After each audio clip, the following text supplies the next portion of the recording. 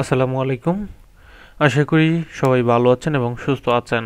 আজকে আমরা অ্যাডোবি ইলাস্ট্রেটরের যে টুলটি নিয়ে আলোচনা করব সেটা হচ্ছে মূলত টেক্সট টুল।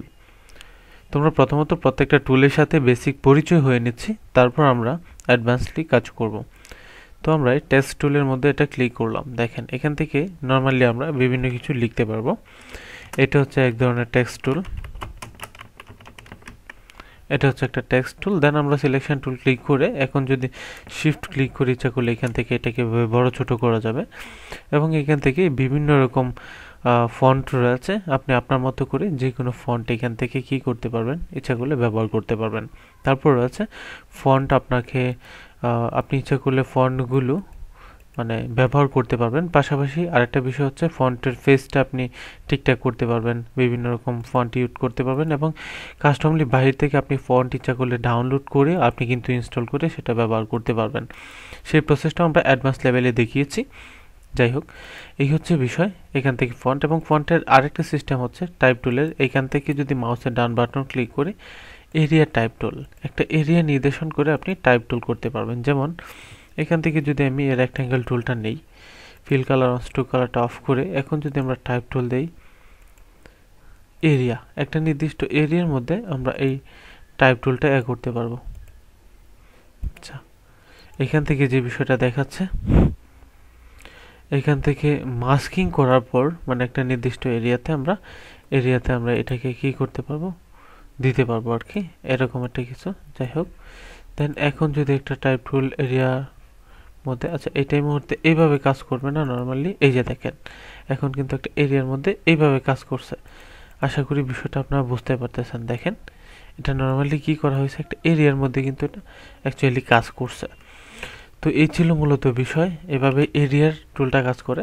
দেন যে টুলটা রয়েছে টাইপ অন পাথ টুল, এটা কিন্তু এভাবে পাথ বলতে যে আমি যদি এখন একটা আঁকা বাঁকা লাইন দিই তাহলে ওটার মধ্যে সেটা কাজ করবে। ধরুন আমি এখান থেকে এটা পেন টুল দিয়ে এখান থেকে এই বরাবর দিয়ে এটা করলাম। দেন এখান থেকে আমরা পেন টুলের ব্যবহারটা আপনাকে দেখিয়ে দিয়েছি।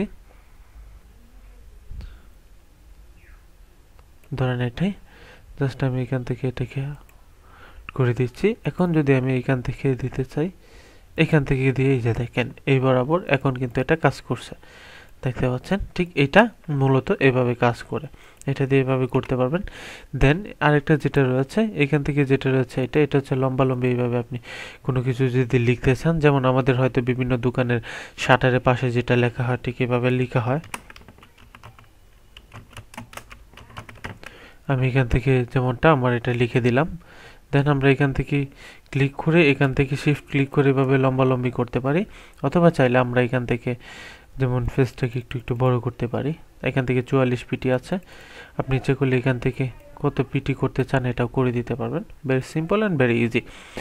দেন যেটা রয়েছে টাইপ টুলের আরেকটা অপশান রয়েছে, এটা হচ্ছে ঠিক একটা নির্দিষ্ট এরিয়া ভিত্তিক টাইপ টুল। যেমন আমরা যেই রকম একটু আগে একটা রেক্ট্যাঙ্গল নিয়ে যেটা করেছিলাম এভাবে, ঠিক এটাও কিন্তু ভার্টিক্যাল বেস আরেক রকম একটা পেজ টুল। এটাও একটা নির্দিষ্ট এরিয়ার মধ্যে দিয়ে এটা দিয়ে এভাবে করা যায়।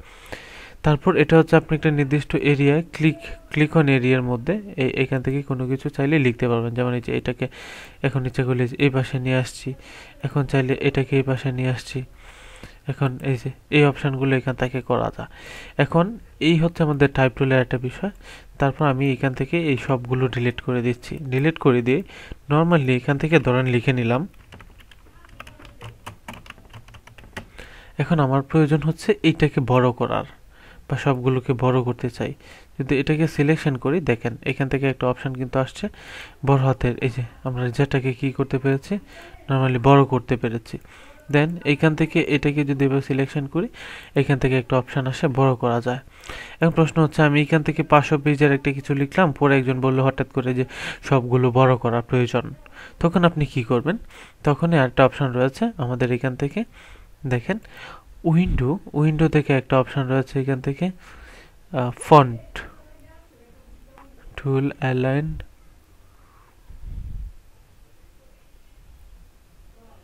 Brushes gradient image trace.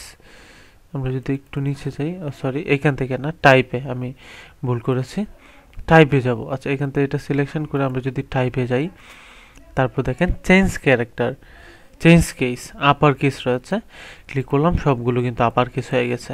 তো আমরা টাইপে যাই, গিয়ে যদি চেঞ্জ কেস এখান থেকে লোয়ার কেস দিই, সব কিছু কিন্তু ছোট হয়ে গেছে। এখন আমি টাইপ দেখে এখানে গিয়ে যদি চেঞ্জ কেসে টাইটেল কেস দিই, তাহলে শব্দের প্রথম অংশটা শুধু বড় হাতের হবে, এই যে দেখেন। দেন এখান থেকে টাইপ টুল দিয়ে যদি পরের এটার মধ্যে যাই, সেন্টেন্স কেস, তাহলে বাক্য লেখার সময় প্রথমটা বড় হাতের, বাকিগুলো ছোট হাতের হয়, সেই সিস্টেমে হয়ে যাবে। তো এই ছিল মূলত টাইপ টুলের বেসিক বিষয়। তো আশা করি আপনার টাইপ টুল সম্পর্কে বুঝতে পেরেছেন। নেক্সট টিউটোরিয়ালে অন্য আরেকটি নতুন টুল নিয়ে আলোচনা করব। সে পর্যন্ত ভালো থাকবেন। সালামু আলাইকুম।